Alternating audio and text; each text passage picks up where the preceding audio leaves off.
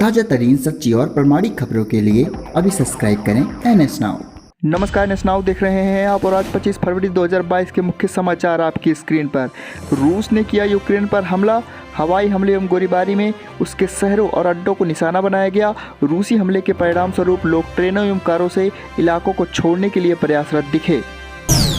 Ukraine पर रूस के हमले से पैदा हुई स्थिति और वहां फंसे भारतीयों को वापस लाने की उठ रही मांगों के बीच प्रधानमंत्री मोदी ने बृहस्पतिवार को सुरक्षा मामलों के मंत्रिमंडल समिति की बैठक की अध्यक्षता की। भारतीय नागरिकों को निकालने के लिए तत्काल कदम उठाएं प्रधानमंत्री, ये कहा है कांग्रेस ने। यूक्रेन के राष्ट्रपति वोलोदिमीर जेलेंस्की के एक सलाहकार ने बृहस्पतिवार को कहा, देश भर रूसी हमले में अब तक करीब 40 लोग मारे जा चुके हैं। रूस की सैन्य कार्रवाई के बाद यूक्रेन का हवाई क्षेत्र बंद किए जाने के बाद भारतीय नागरिकों को वहां से लाने के लिए बृहस्पतिवार को रवाना हुए एयर इंडिया के विमान को दिल्ली वापस बुला लिया गया। खबर कीव से है, जहां यूक्रेन निवासियों को पिछले कई सप्ताह से चेतावनी दी जा रही थी कि रूस के साथ युद्ध आसन्न है, लेकिन बृहस्पतिवार को जब हमला हुआ तो कई लोगों को यह समझ में नहीं आ रहा था कि वे इस पर कैसे प्रतिक्रिया जताएं। यूक्रेन पर रूसी हमले को लेकर विश्व के नेताओं ने बृहस्पतिवार को रूस की निंदा की। उन्होंने इसे एक अनुचित और बर्बरकृत करार दिया।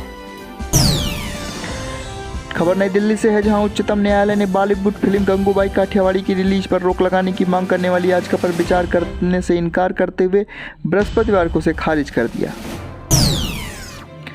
खबर पणजी से है, जहां बम्बई उच्च न्यायालय की गोवा पीठ ने बृहस्पतिवार को विधानसभा अध्यक्ष के आदेश को कायम रखा, जिसमें उन्होंने 2019 में अपनी पार्टी छोड़ सत्तारूढ़ भाजपा में शामिल होने वाले 12 विधायकों को विधानसभा की सदस्यता के लिए अयोग्य ठहराने की मांग वाली 2 याचिका खारिज कर दी। उत्तर प्रदेश के पूर्व मुख्यमंत्री और समाजवादी पार्टी के मुखिया अखिलेश यादव ने योगी आदित्यनाथ के नेतृत्व वाली भाजपा सरकार पर 11 लाख खाली पदों पर भर्ती नहीं करने का आरोप लगाते हुए बृहस्पतिवार को कहा कि प्रदेश में सपा की सरकार बनने पर इन 11 लाख पदों पर नौजवानों की नियुक्तियां की जाएंगी।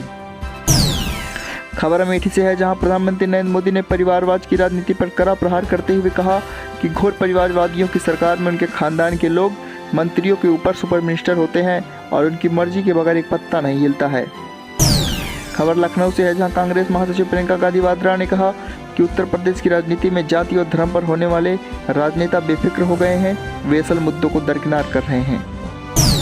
खबर नई दिल्ली से है, जहां बृहस्पतिवार को आंगनबाड़ी कार्यकर्तियों और सहायिकाओं के मासिक मानदेय और भत्ते में वृद्धि करने का फैसला किया गया, जो पिछले कई दिनों से हड़ताल पर हैं। खबर मुंबई से है, जहां धन शोधन के एक मामले में ईडी द्वारा महाराष्ट्र के मंत्री नवाब मलिक को गिरफ्तार किए जाने के विरोध में बृहस्पतिवार को महाराष्ट्र के उप मुख्यमंत्री अजीत पवार और राज्य के कई अन्य मंत्रियों ने धरना दिया। रूस यूक्रेन संकट के बीच शेयर बाजार नीचे, रुपया फिसला, सोने में तेजी आई। वैश्विक स्तर पर तनाव को देखते हुए निवेशकों ने सुरक्षित विकल्प वाली संपत्तियों में निवेश की तरहीज दी। सलामी बल्लेबाज ईशान किशन और श्रेयस अय्यर के अर्धशतकों की मदद से भारत ने गुरुवार को यहां पहले T20 अंतर्राष्ट्रीय मैच में श्रीलंका के खिलाफ 2 विकेट पर 199 रन का विशाल स्कोर खड़ा किया। तो ये थे आज 25 फरवरी की मुख्य समाचार। लेटेस्ट न्यूज अपडेट पाने के लिए NS नाउ पे बने रहें तो और सब्सक्राइब करें NS नाउ। धन्यवाद।